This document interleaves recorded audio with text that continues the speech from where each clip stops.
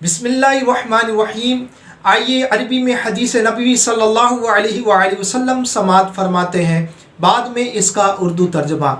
وعن ابی ذر رضی اللہ تعالی عنہ قال قال رسول اللہ صلی اللہ علیہ وآلہ وسلم لعن تغدو فتعلم آیت من کتاب اللہ تعالی خیر لک ان تصلی مئۃ رکعۃ ولعن تغدو فتعلم بابا من العلم عمل به او لم يعمل خیر لک ان تصلی الف رکعۃ۔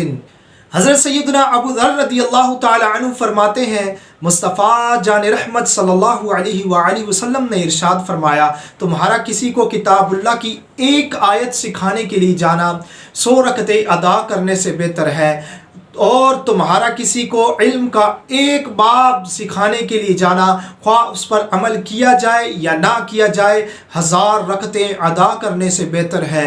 اللہ جل شانہ سے دعا ہے کہ ہمیں علم سیکھنے اور سکھانے کی توفیق عطا فرمائے۔